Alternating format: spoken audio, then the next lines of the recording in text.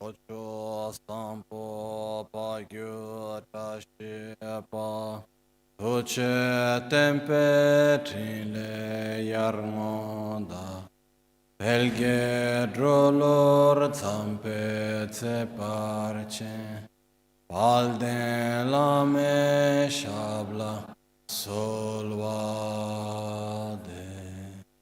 Omo a guru vajradara sumatimo nishasane karm Uta vardanya shri bar varsa manya sarva siddhi hum Om a guru vajradara sumatimo nishasane Uta vardanya shri bar varsa manya sarva siddhi hum Om Guru Vajradhar Sumatimo Nishasane Karma Uta Vardanya Shri Bhadra Varsamanya Sarva Siddhi Hum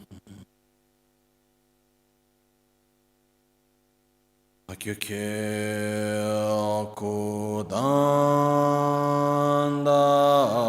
Kudandagi Lo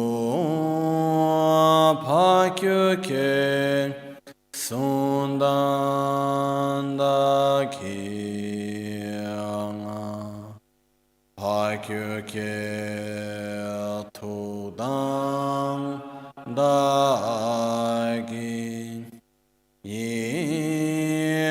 Teyerme çiktu jingialo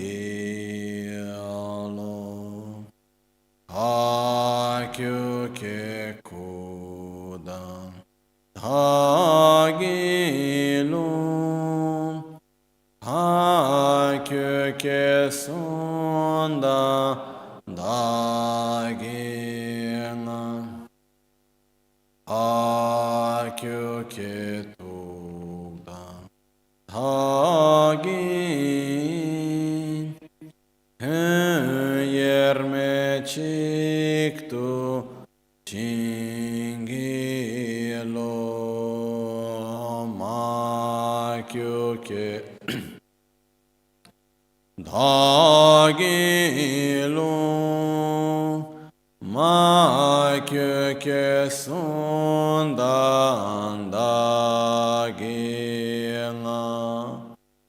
Makyuke tudan dagin Yerme çiktu jingilo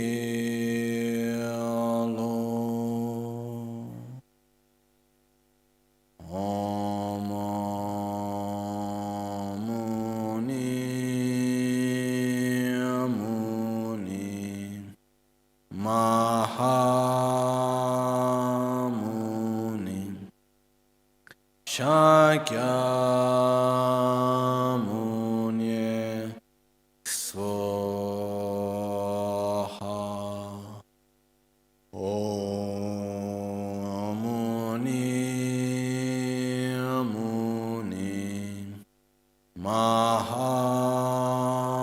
Mahamuni Shakyamuni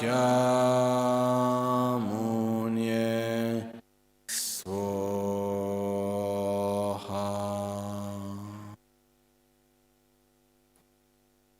Sangye Chedan Soge Chanamla Chancho Bhardo Dani Kyapso Che Dagi Jinso Give Sonamgi Drola Pinchra Sangye Druparshu Sangye Chedan Soge Chonamla Chancho Bhardo Dani Kyapso Che Dagi Jinso Give Sonamgi Drola Pinchra Sangye Druparshu. In the Buddha, Dharma and Sangha, I take refuge in team enlightenment. Through the practice of generosity and the other perfections, may I attain Buddhahood for the benefit of all sentient beings. We have seen this morning the Four Noble Truths. We start by checking what's the aspects of the Four Noble Truths relating to our own daily life. These four aspects, which means what is suffering, what are the causes of suffering, what is happiness, and how to be happy, basically, which we do already have this. And then we went through see, okay, how actually is Buddha explaining it? What is the noble view about it? So we start by seeing suffering in a different way. And we saw suffering of suffering, which is normally what we call suffering, and then we saw suffering of change, which is everything that normally we call as pleasure, but that we see that are of the nature of suffering. And then we have the next one, which is the all-pervasive suffering. The all-pervasive suffering, it's very deep, it's very important to understand. I will go through it by making some examples, maybe the best way for us to understand. The first thing is that there is no way how we can escape from suffering. Nowhere to escape.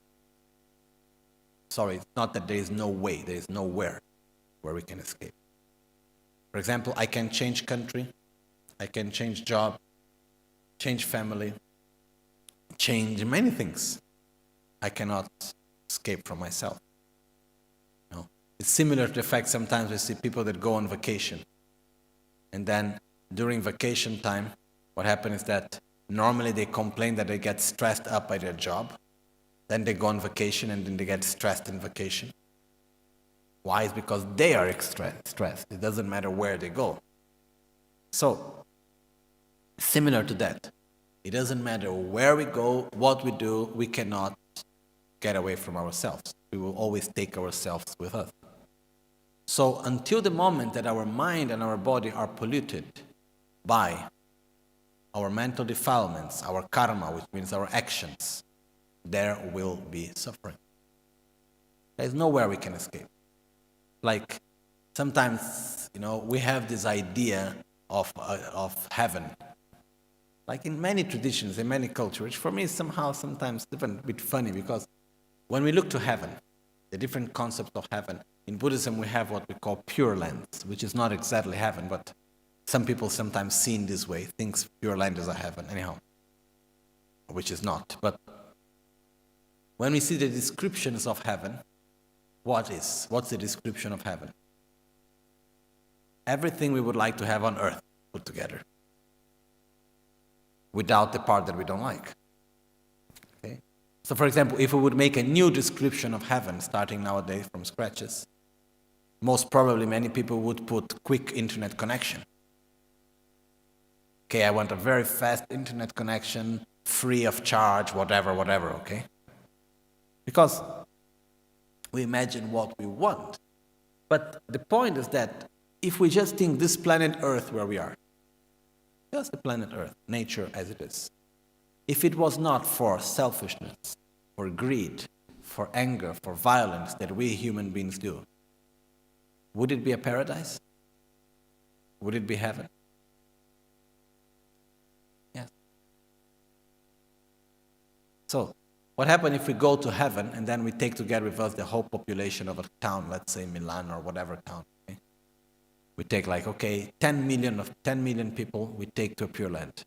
What happened to that pure land? Not pure anymore. After a few days we will have a starting confusion and conflicts and so on. Instead, what happens if we have a place that is not even so nicely from the environmental point of view, but it's full of people that have love and compassion and patience and so on. It becomes such a nice place to be. So when we talk in Buddhism about pure lands, which is a different concept than heaven, a pure land is a place where most of the beings, most of the people living there are people that have a high spiritual development. So I like to imagine it like that. Imagine a town where you go, let's say Shambhala or Tushita or whatever. Imagine a town where you go, and then when you go to buy bread, The guy selling you the bread is like Lama with love and compassion and wisdom. And then you take a taxi, and the taxi driver is also a person of love and compassion and wisdom and generosity and so on. Everyone around you, most of the people, are people of great love and compassion and wisdom and generosity and peace. This is a pure land. We don't need anything more than that, really. So the concept of being reborn in a pure land in Buddhism is because if we are reborn in a place where most, let's say, people living there are peaceful and are of wisdom, we get a positive influence. This doesn't mean that we get completely out of samsara. Okay? There's even debates that we do. We say, oh, what happened when someone impure is born in a pure land? For him, is the land pure or impure? Actually, it's impure. But it's called a pure land because most of those living there are pure. That's why it's called a pure land. Okay? But the main thing is that of all pervasive suffering, until our 5 aggregates, which means body and mind, are polluted by ignorance, hatred, attachment, jealousy, envy, pride, miserliness, selfishness, there will be suffering. We will project suffering on something. Maybe we can have moments in which there are no conditions for suffering to manifest, so everything looks fine. Then as soon as some condition around us change, then suffering manifests again. It's similar like when we say in the God realms. It's possible to be reborn in the God realm, we say. In Buddhism we have 6 realms of existence. The God realm is a place where there is no physical suffering, no gross suffering, no conditions for suffering. So someone who's reborn there stay the whole life very nice and happily. Then in the end of the life, the conditions change and then suffering manifests again. Because if there is the all-pervasive suffering, it's just a matter of having the conditions or not. Suffering will manifest. So, in other words, there is nowhere we can escape.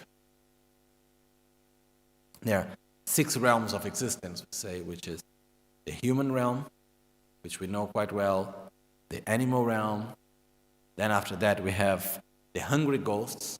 The hungry ghosts are said to be a type of rebirth where there are hungry ghosts, they have the same ability as human beings of intellectual capacity. So they will be like people, they look very similar, but they're said to have a very big belly, swollen belly, very, very, very teeny, skinny, and they have a very small throat, and they pass their life, they have very, very long life, and they pass their whole life looking for food without finding any. And whenever they find a small amount of food, they're not able to digest it and they suffer a lot. And they are not able to use their potential because they are completely overwhelmed by the suffering of hunger and thirst. Do we have people that look like that in this planet? Yes. Sadly, there are some places like in Africa where people are so much suffering out of food, hunger, no? And what happens is like when we say, oh, but they don't have a long life, they die young. But 1 year with so much suffering and thirst and hunger, how does it look like? Longer or short? Much longer. So life is longer, this man. Time is relative. No? So, one time I was receiving teachings about the 6 realms and so on in Tibet. I took them from internet a picture of people with this state of hunger. And I showed to my teacher, and he looked at it and said, oh, these are hungry ghosts. Because it's exactly as it's described. So then we have the hell. The hell realm is a state of very, very strong suffering and aversion,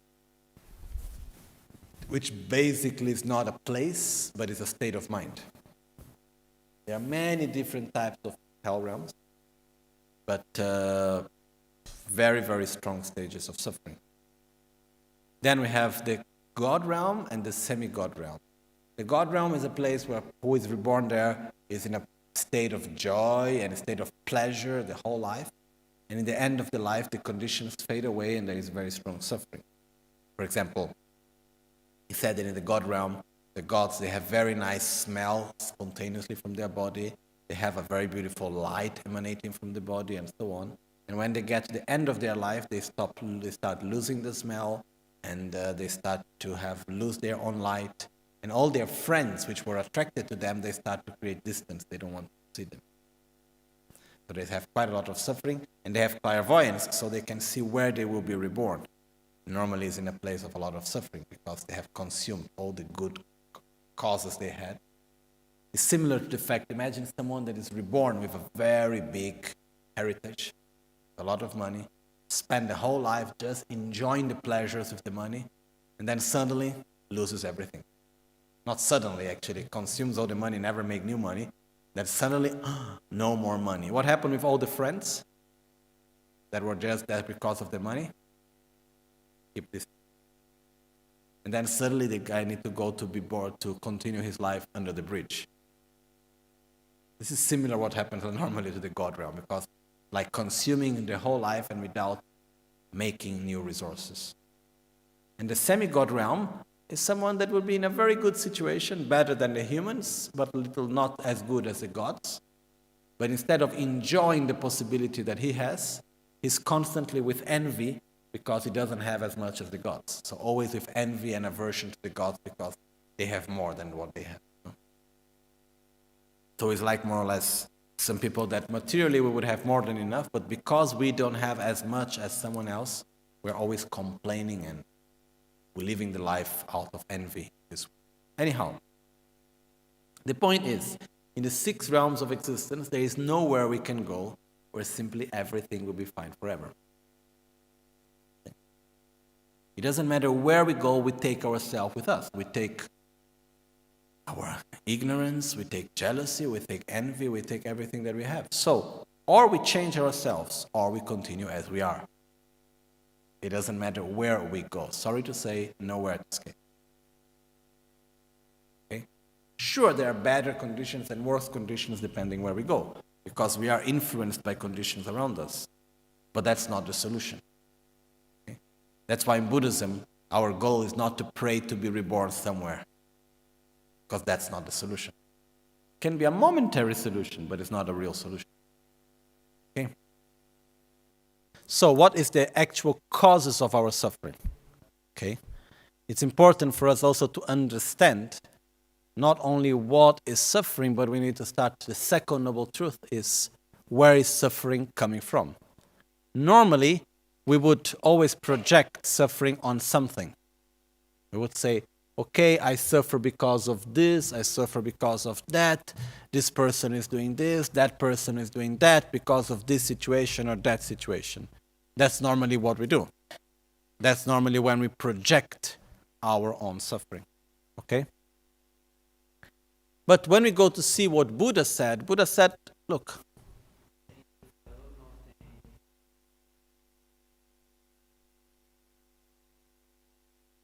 não deveria. Então desliga a caixa e deixa o amplificador ligado.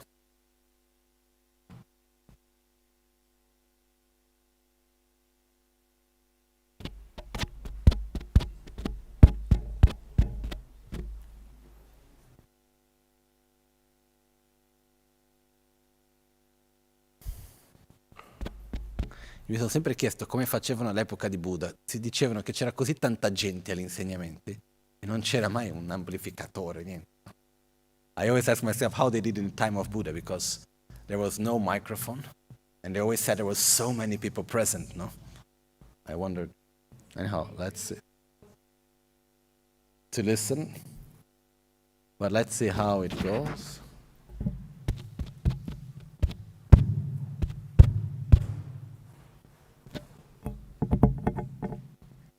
A caixa desliga direto na caixa, Sonam. Vai na caixa, desliga. Isso. Vira e puxa. Okay? Better? So. Okay, the other one. We take out the other one.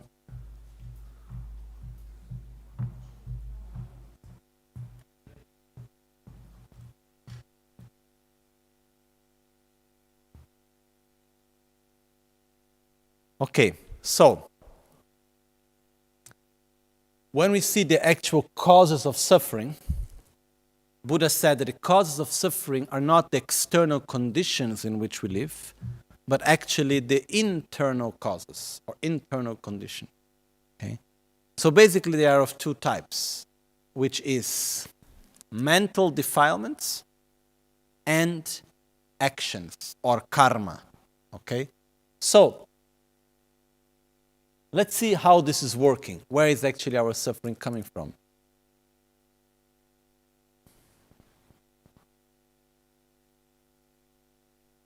I already explained in English before the all-pervasive suffering, right? Okay. Yeah. We went through that. Okay. So what happened is that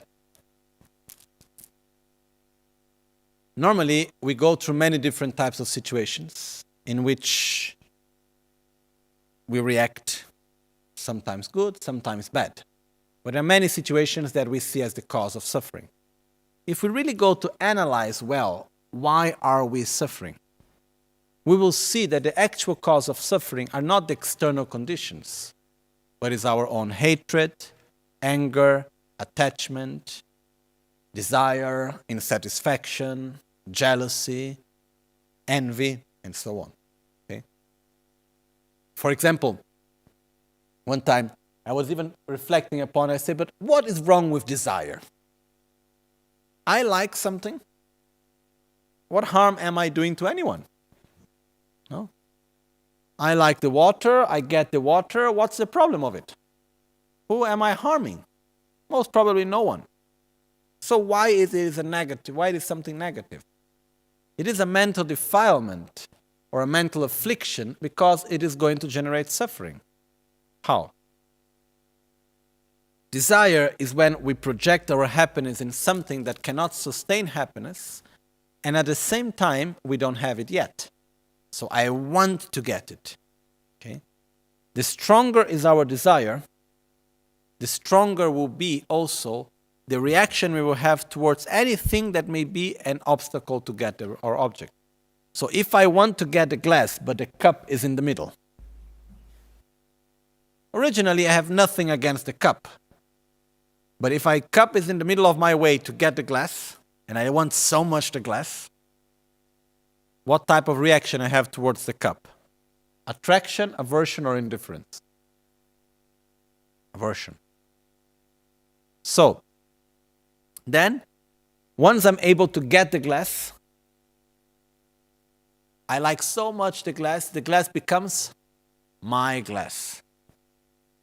Then it becomes my glass. What will happen if someone comes nearby that is thirsty and there is no other water other than mine? What reaction I have towards that person? Attraction, aversion, or indifference? Aversion. Then, what happens in the moment that the water finishes? What is my reaction? Suffering or happiness or indifference? Suffering. The stronger is the stronger is the desire, the stronger will be the attachment, and the stronger will be the suffering the moment that I need to separate from the object of desire and attachment. Okay? So, in this sense, desire generates suffering. It's not the main cause of suffering, but it generates suffering. So what happens is that if we observe, we suffer mostly because of anger, of attachment, of miserliness, and which all of this is mainly created by our own selfishness, okay, which is the obsession with self-gratification. We are totally obsessed with the I and the mine. So everything that we do, everything that we see, we do it through the eye of the I and the mine. This is something that we will go through how it actually generates the other type of suffering. But the first thing that we need to understand is to look at many situations, even if we look to the world where we live. No? Like nowadays, United Nations just did one new goals for the next 20 years or 30 years, I think until 2050 or something like that. And in these goals, very beautiful goals, very wonderful for all the countries, but it's all external things mostly. Like, what would really mean to have a society that really developed? What would mean a real development in human history? It would be, let's say, one day in which we could say, oh, look at that. At that time, they used to have anger. We as human beings, at that time, there was something called anger. We put in a museum, we go to the museum, in the storybooks, in the history books, we will tell our kids in the future, oh, one time there was something called anger. Now we don't have it anymore. We have developed. One time there was violence. One time there was envy. One time there were so many other things that they don't exist anymore. Oh, we have really developed. One time there was indifference, there were racist and so many things. Now we don't have that anymore. So we have really developed. So, this is really something that if we observe what creates the conflicts, starting from our personal conflicts with other people, if we go to the conflicts within friends, family, in our work, everywhere, okay, in a country, social conflicts, where are they coming from? Truly, external conditions or internal? Internal. It's coming from the anger, it's coming from the indifference, it's coming from the miserliness, from the greed, and so on. So, if we really analyze in our own life and in the society around us, we will see very clearly that the true cause of suffering is ignorance, attachment, aversion, and all that comes after it. Okay? So we have also miserliness, selfishness, which is the main cause, because what's the normal reaction system? It is like, I am in front of a situation, I see that situation as something that makes me happy. What I generate? Attraction. I am in front of a situation, I see it as something that generates me suffering. What I generate? Aversion. From attraction, what comes? Attachment. Desire. Then we are insatisfied because we want more. Then we are worried because it may finish. Then what happens? When there is something that we see as a cause of suffering, we have aversion. Then from aversion, we will have anger, hatred, violence, and so on.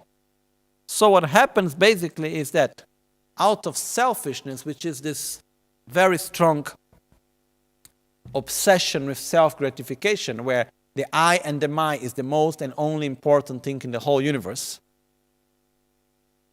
then the rest, who cares really much? If I and the I is fine, the rest is okay. I'm exaggerating it a little bit, but somehow it's like that. That's the way how selfish mind works. Luckily, we are not 100% selfish. Sometimes we have some part of compassion and altruism also. But out of selfishness, we generate anger, attachment, aversion, jealousy, and so on. Okay. Has anyone here ever got angry where the I and the my had nothing to do? No. So, selfishness is the main cause of suffering.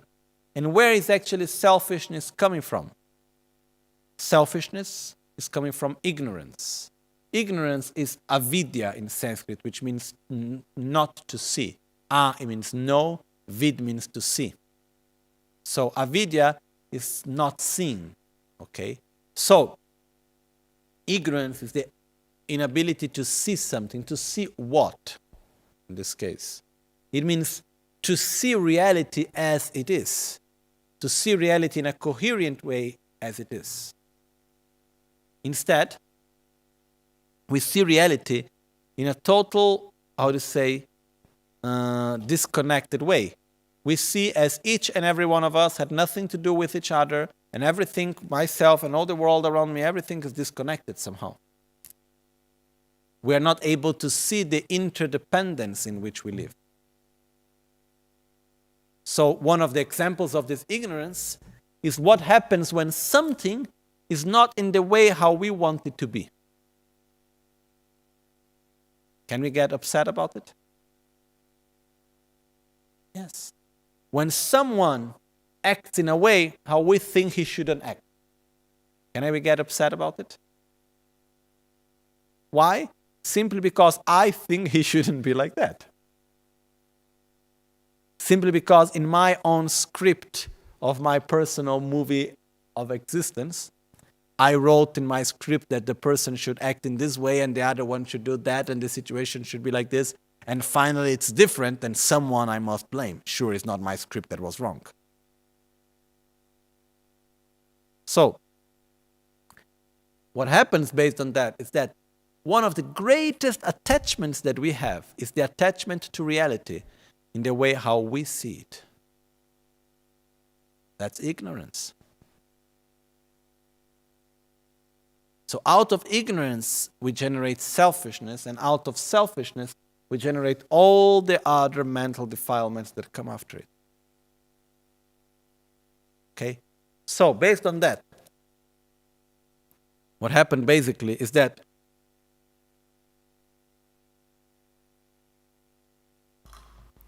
ignorance, that we could say days talking about ignorance, but now very briefly, we have just said, is the inability to see the interdependence in which we live.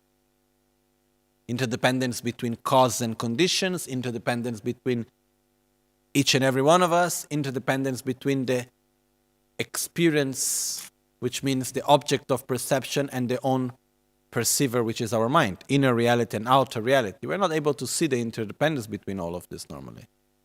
And out of that, there comes selfishness, anger, attachment, and so on. So, one of the parts of the cause of suffering is basically our mental defilements. The other part of the cause of suffering is actually our own actions, so-called karma.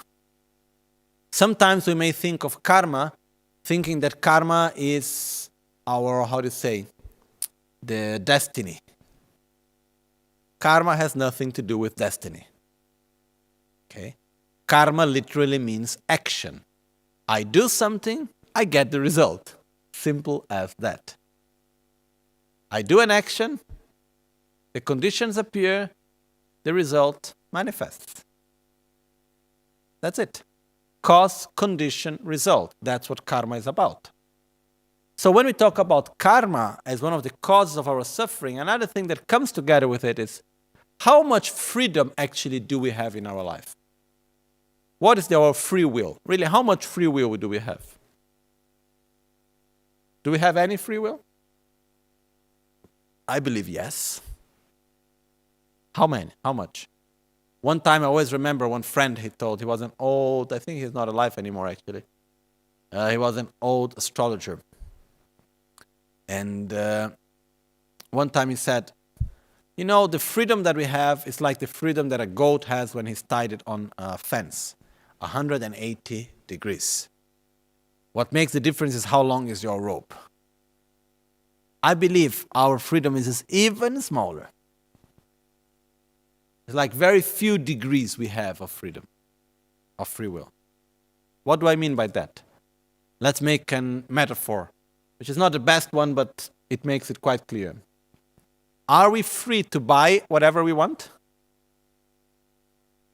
Yes, as long as we have the money and what we want is for sale. Right? I can have all the money if what I want is not for sale. Can I buy it? No. If what I want is for sale, but I don't have the money, can I get it? No. So I am free to buy anything I want as long as I have the money and it is for sale. So having the money is like creating the causes. Being for sale is like having the conditions. So I can do anything I want. I am totally free to do anything I want as long as I have created the causes and there are the conditions. Simple as that. So, am I free from my past? Are you free? Is any one of us free from our past? No. In the sense that everything we have done conditions the present. The experiences we have lived, the education we received, all the actions we did in the past, they condition our present. Whenever we are in front of a situation and we need to make a choice, are we conditioned by all the experiences we live up to now? Yes. By our mentality, by our education, by our actions? Yes. So we are not like totally free just to do anything. But actually, we have a lot of freedom, for example, to choose. Do I follow this thought or I follow that thought? Better to say or not to say? I go or I don't go? I wake up in the morning, what I do? I turn on the television or I sit down to meditate? We have choices.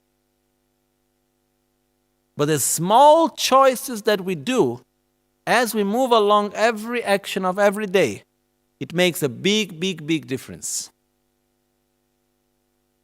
It's like if we imagine half a degree of change. Don't need 180 degrees.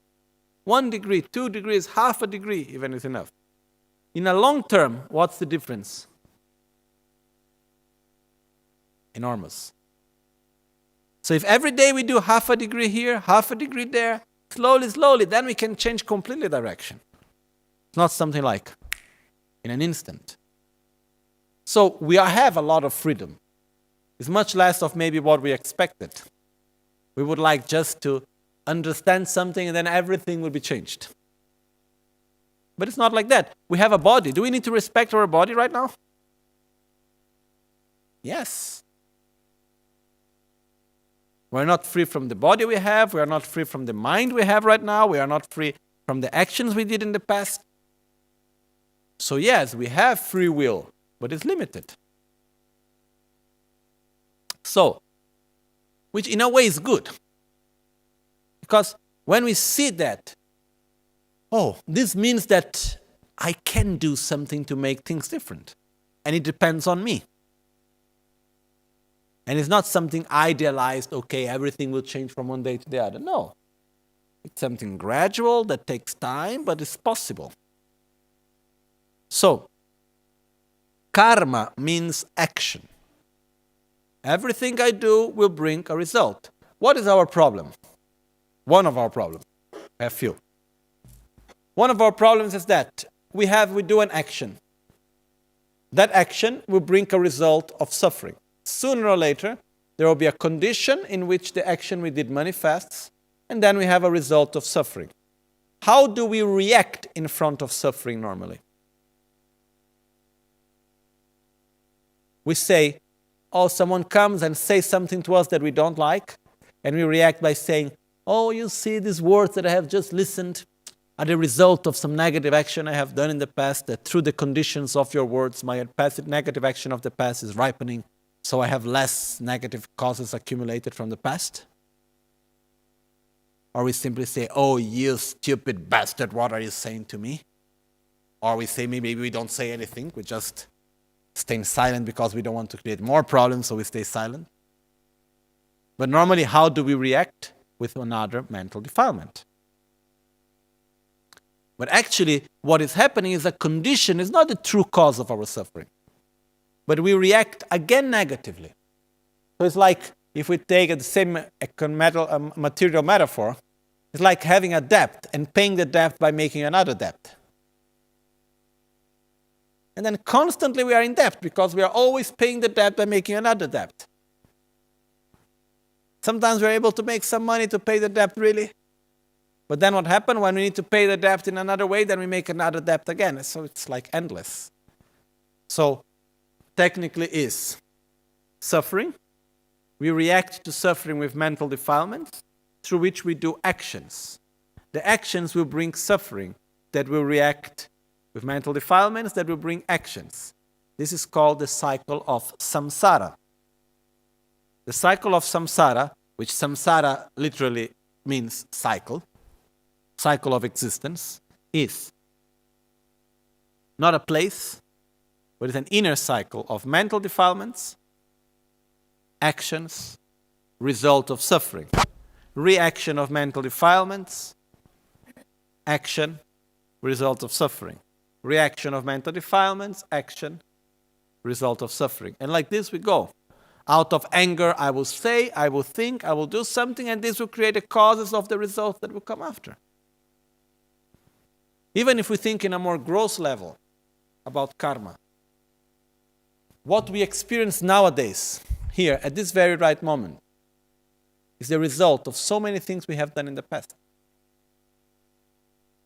Like one thought that I like very much, always to remember. How many choices, how many actions, how many words, how many things were necessary in the past for this moment to exist as it exists? So many.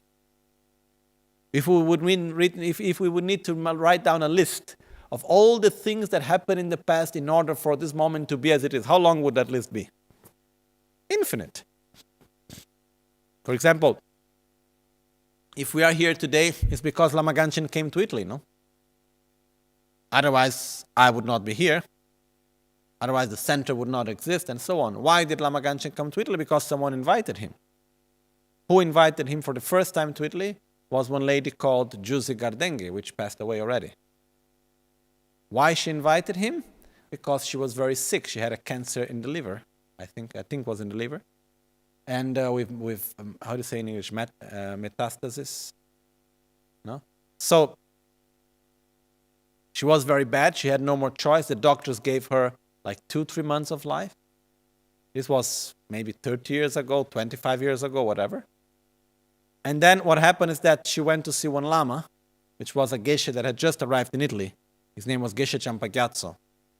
And she went to see him, and he said to her, look, I am not a Lama healer, but there is one very good healer called Lama Ganchen, and he is in Greece. Why don't you go to see him? So she went to Greece to see him.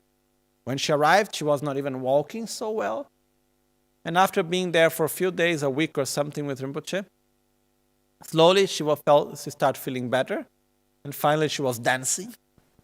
So she came back to Italy and she felt perfect. So she invited Lama Ganchen to come to Italy to help other people. So she paid all the expenses, invited him to come to Italy. He stayed in her house almost for a year in Bologna. That's how he came for the first time to Italy. Finally, she lived for another 25 years, something like that. She passed away like 2-3 years ago. So she went to live in Nepal, following Rinpoche's advices. She opened a clinic of Ayurvedic medicine, a factory making Ayurvedic medicines, and so on. And during these 25 years, every time she went to doctors, the doctor used to say, oh, you have 2 months left life. It's not that doctors were wrong, but within their knowledge, they were right. But there are other forces that can help also, no? It's like our very good friend of the center. He's a director of the center, Aldo Marzano. He has just gone through a heart operation. And when the doctor did his surgery, the doctor was shocked. And he was saying, how can you be alive? And he said, and how was possible for you to live during this time without symptoms? It's impossible because of this, how his heart was. Now he just finished the operation this last week. He's getting better slowly. This was very complex surgery, but it's going well. But the point is that there are many things that we don't understand necessarily, but it's not just. My point is that Giusy, maybe if the doctors would have never said to her that she had only 2 months to live, she would have never gone to look for a Lama. She would have never gone to Greece, and most probably we would not be here today. What I want to say is that every action brings results. And we don't imagine what type of results these actions will bring. And every moment, it's very powerful. And it's very complex also. This makes me remember some time ago, I was in Brazil with a friend. And a few days earlier, he had an airplane accident. Private, small airplane. Went down in the middle between the forest in Brazil somewhere. And he's working in the television. And he wanted to do a program, whatever, recording. And the way back, they had this accident. And it was really for very, very little conditions. If it was only a few minutes before or a few minutes later, they would have completely crashed. They were able to make an emergency landing without the wheels in a place in the middle of the cows, a whole situation. Him with his wife and children. And finally, he only broke few bones. But it was okay. So his question was, him and his wife, he said to me, look, Many people wrote to me after the accident. He's quite famous, so he said so many people wrote to him. And most of the people would say, thank God that you are alive. It's thanks to God. God wanted to send you a message. It's thanks to God and so on. So he came to me and said, I'm not very much into this idea of God. So what is your perspective from Buddhism? I know that in Buddhism you don't talk about God. So why did such a thing happen? So I was reflecting a little bit upon it. And according to my own personal point of view, what I said was, why did it happen? Exactly for the same reason why we are here now talking. Causes and conditions. This present moment is as complex as the moment where the plane was coming down. The only difference is that this moment is inside what we expect. That moment was outside of what was expected. That's why we see it as something so strange. That's all. But if we really go to see how subtle are the causes and conditions put together, the interdependence for this moment to exist, wow, so many. So, everything that happens depends on causes and conditions that are put together in order for that moment to exist. And within that, every word we say, every thought we have, every choice we make changes what happens in our life, will determine our own future. Like another thing, the example that I always come to my mind. If I come to you now and I talk badly about Devadatta, okay? Devadatta was a cousin of Buddha that was very envious of Buddha. He tried to kill Buddha at least 5 times. And for whatever reason, normally in the text, whenever they need to give the name of just to say whoever, is given the name of Devadatta. Okay? So let's say I come to you and I start talking very badly about Devadatta. And I say, Devadatta is such a bad person, no character, I'll never trust him, whatever, blah, blah, blah, blah. I take 20 seconds of time and I talk badly about Devadatta. I criticize Devadatta. You have never met him, you have never seen him. You just listen, bad news, bad information about Devadatta for 20 seconds. After 10, 15, 20 years, whatever, you meet Devadatta. How do you see him? Are you influenced by these 20 seconds or not? In your judgment? Yes. But we're just 20 seconds that you were listening to something. It makes a big difference. So, every word we listen, every word we say, every thought we have, everything we see, everything we experience, determines our future. This is karma. So as long as we live in a negative interdependence, there will be suffering. No choice. As long as we live with mental defilements and negative interdependence, there will be suffering. So the 2 main causes of suffering are mental defilements, which is the root is ignorance. Then after that, we have attachment, desire, hatred, aversion, jealousy, pride, miserliness, and so on. But the root is ignorance. And together with that, we have the actions that we do. Okay? So this is called the causes of suffering, which normally we call also living in samsara, which is this cycle in which we live. Inner cycle, not outer cycle. Okay? So as we can see, it's quite different from what we would normally see as the causes of suffering. Normally in our daily life, when we have a problem, when we are suffering, where do we think we project as the cause of our suffering? Our own, I'll say, the conditions that we have around us. That's what we see as the cause of our suffering normally, no? We are always ready to blame someone.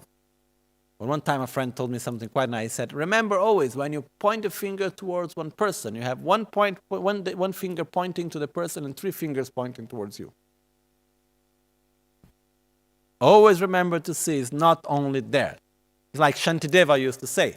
In the Bodhisattva Charyavatara, Shantideva says, if someone comes and beats your arm, with a stick. It's painful. Which are the causes of the pain? The person beating. But if the arm was not there, would there be the pain? So 50% is to blame the arm, 50% is to blame the one beating. Because if the arm was not there, there would be no pain. In other words, what he's doing is metaphor to say, when we get angry in a situation, we cannot only blame the situation. If we did not have anger, we would never get angry. If we did not have ignorance, attachment, aversion, and so on, we would not suffer. So we cannot blame this situation. So the main point here is understanding that the causes of suffering are internal, not external. And this gives us the possibility to do something about it, because it depends on us, on no one else. Another point related to karma is that no one, it doesn't matter who may be, it can be all the Buddhas put together, it can be all the most powerful people in the world, it doesn't matter who. No one is able to make us to experience something for which we have not created the causes. We cannot experience anything for which ourselves have not created the causes. We have not created the causes. Positive or negative. The only thing that we can do to each other is interact. Be a condition. So the causes of our suffering are not the world around us. How many times have we seen people that are supposedly in a very negative situation and finally they leave it in a very positive way? Or the other way around? It happens so often.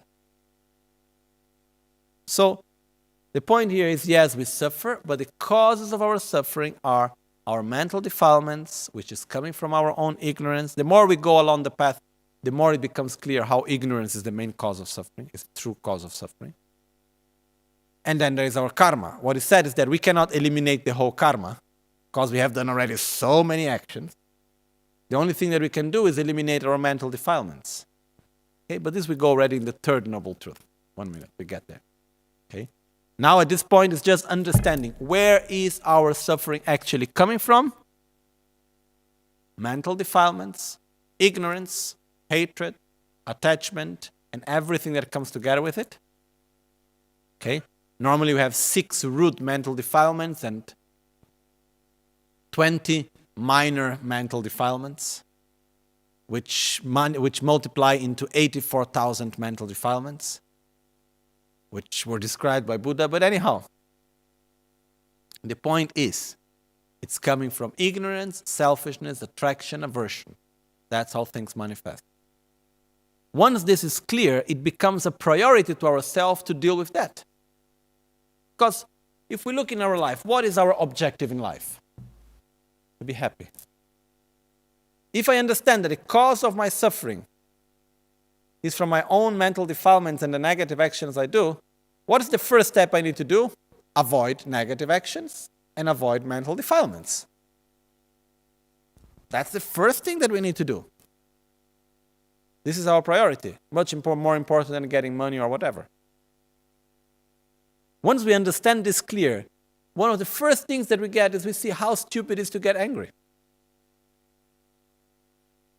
What's the point? We just get more suffering. It doesn't matter what happens, who cares? In the sense, many negative, not who cares is not the right word, but I can care a lot. But it makes no difference to get angry. It will not solve anything. So, basically, it's really reflecting upon the causes of my suffering. It's coming from where? From mental defilements. Another thing which is very important here, I just want to put some emphasis. We have a tendency in our own culture to look for one main cause and one main solution. Who's the one to blame? There is none. There would be ignorance, okay, but that's more far away, deep. Okay, there is someone to blame. If we really want to have the point of finger to someone, there is ignorance. But in our daily life, the complex interdependence, every suffering that we experience. There is not one single cause. There are many things put together.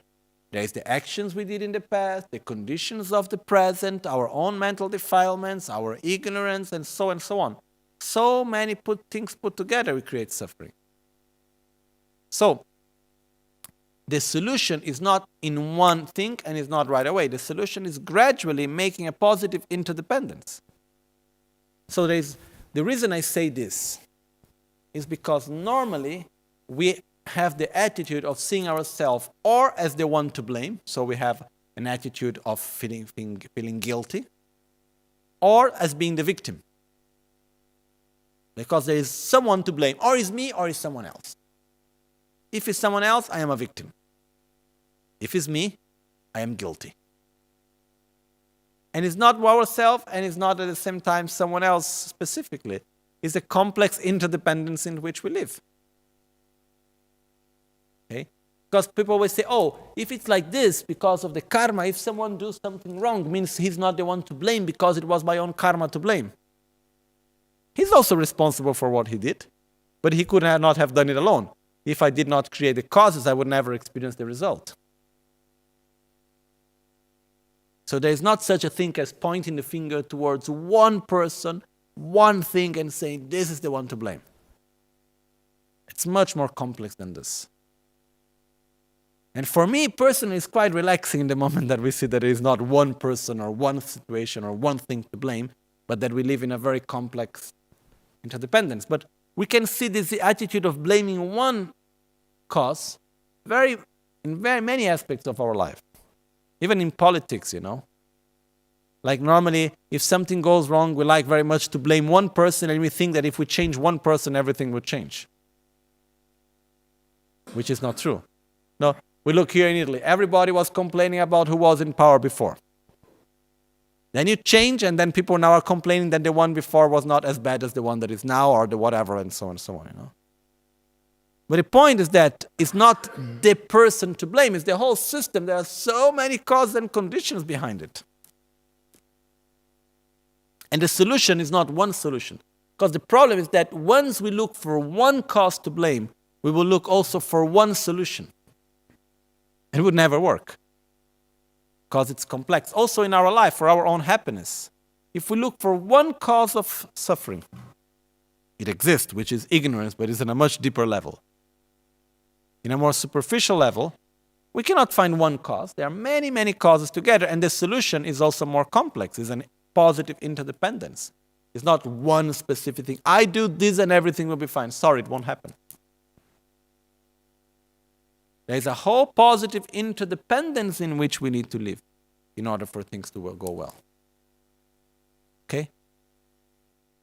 Once we have seen what are the causes of suffering, we come to another question, which is quite important, which is the third noble truth, which is it really possible to get out of suffering? Is it really possible to be happy? First of all, what is happiness? But is it really possible to reach a state of joy and satisfaction and balance, which is constant and permanent? Is it possible? I don't know. When I was about 18, I was studying in the monastery, and I came into quite a big crisis within myself, which was, luckily I'm a very slow person. So when something changes inside of me, it takes time. And I do not necessarily need to manifest externally. My crisis was, what am I doing here in the monastery? I love the life in the monastery. I love the studies. I love everything, but I do not really believe in the reason why I'm here, which is to reach enlightenment. I don't believe it really, that is possible. Sure, someone in the past reached enlightenment, but for me, now, forget. Too difficult. That's what I thought. Because when I started to learn philosophy more in details, I saw the first step to reach enlightenment is to develop pure renunciation. Then I look at the meaning of developing pure renunciation. I said, okay, maybe next in few lifetimes. I think it's a bit little too difficult. So the question was, is it possible really to reach enlightenment? First of all, what is enlightenment? Otherwise we are there, may I reach enlightenment? And I don't know really what enlightenment is. Enlightenment basically is to abandon, to eliminate completely all our mental defilements, such as anger, jealousy, pride, miserliness, ignorance, and so on, and to develop to the maximum of the potential our qualities. Generosity, morality, love, compassion, patience, wisdom, and so on. Okay? So, it took me 2 years to get to a conclusion, which luckily, the conclusion, not luckily, but fortunately, the conclusion was, yes, it's possible. Otherwise, I think I would not be here, okay? The point is that, why it's possible?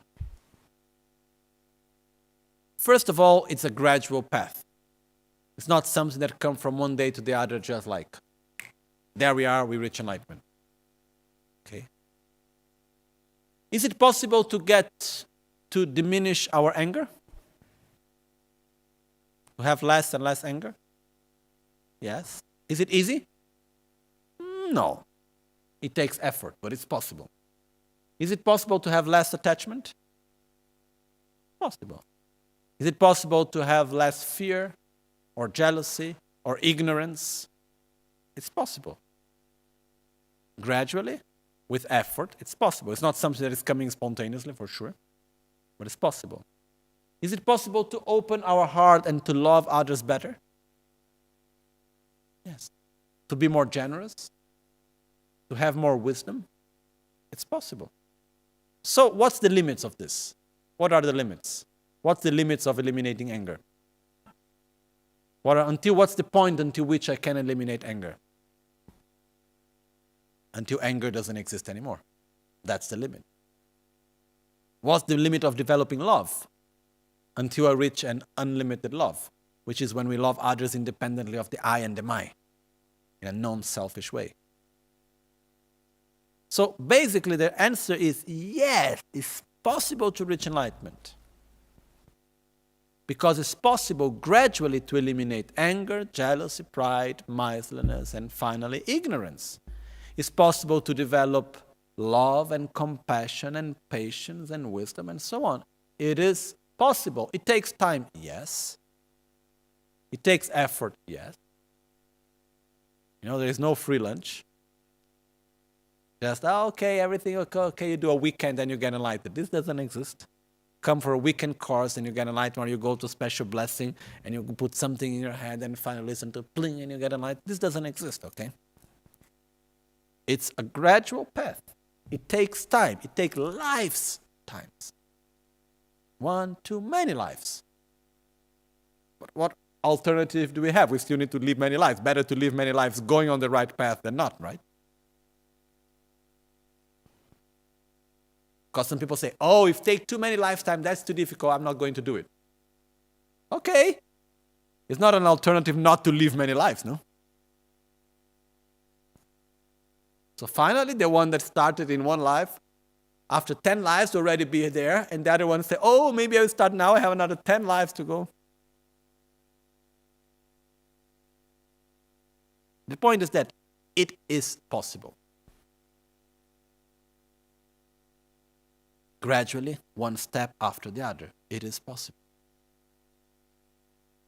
And what does it mean? It means to reach a state of joy, satisfaction, happiness, equanimity. To be well, to be in harmony with ourselves and others, independently of where we are, with whom we are, in what situation we find ourselves.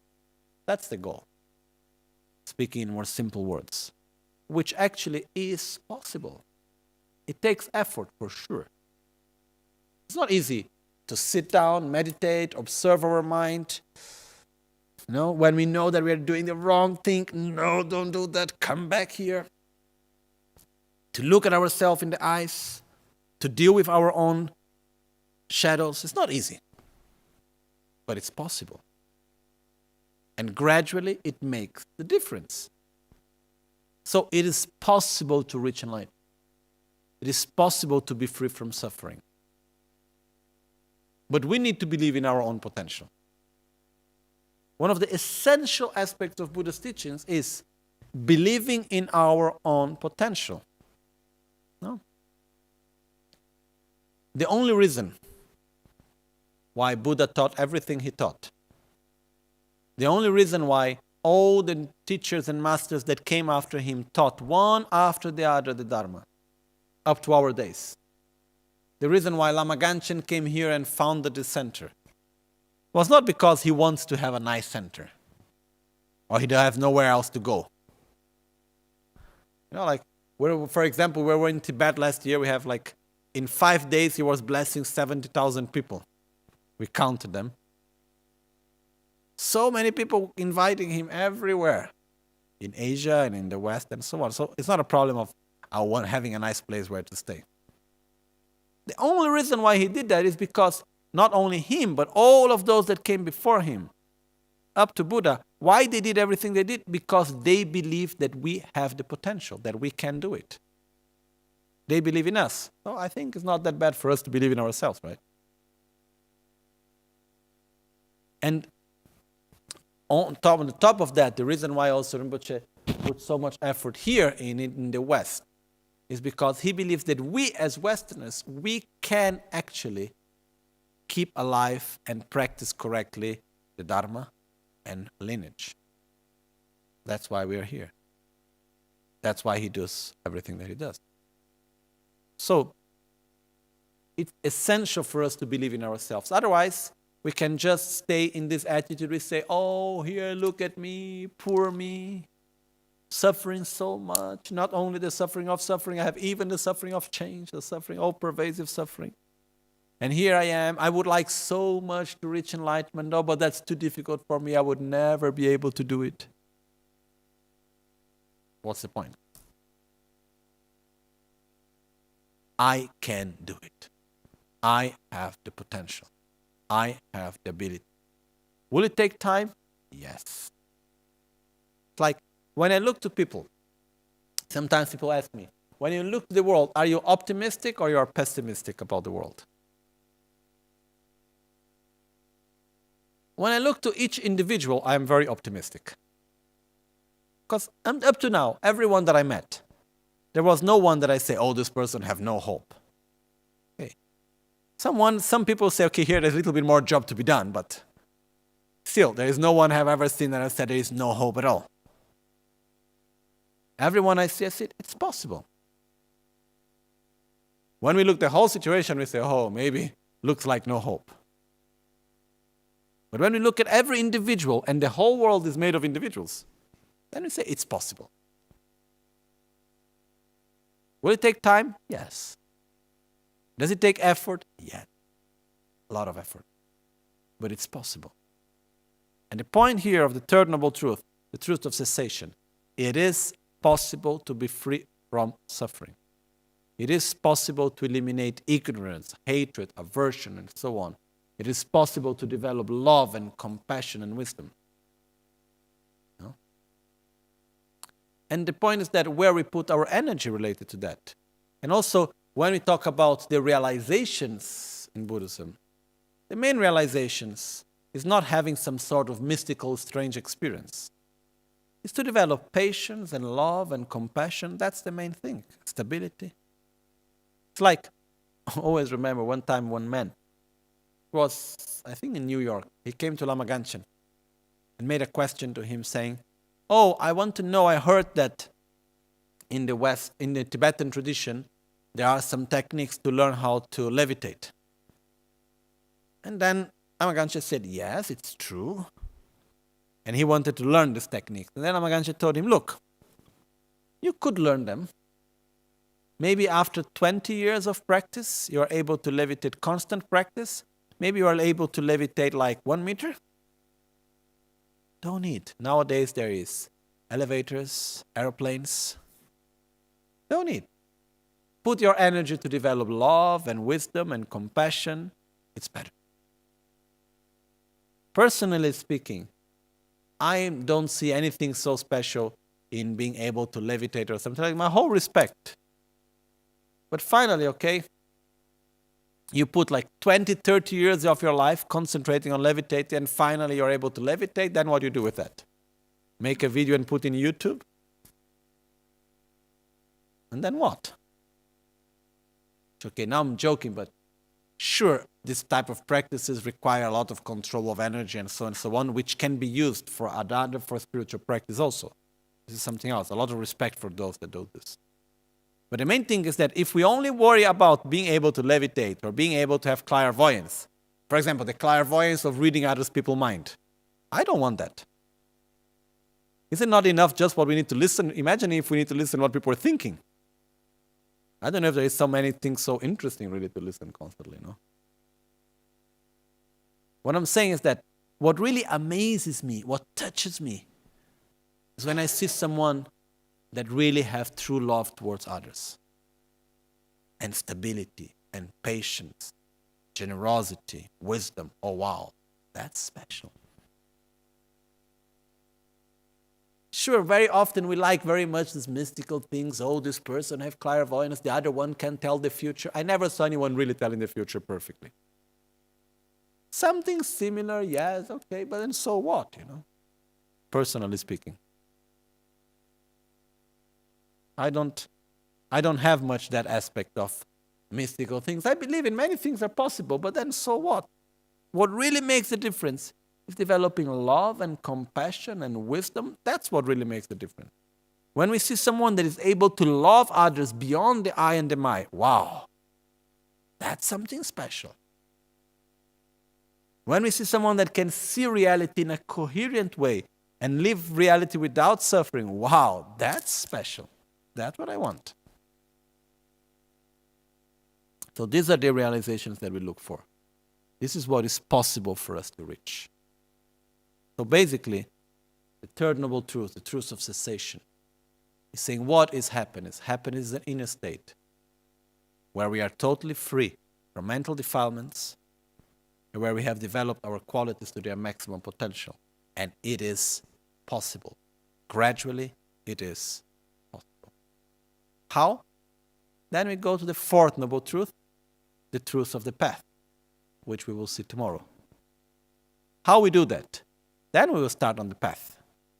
Okay, how we need to do. Okay? So what we have seen today is 2 parts of 3, which we call Shilam Dresum. In Buddhism, we would say the basis, the result, and the path.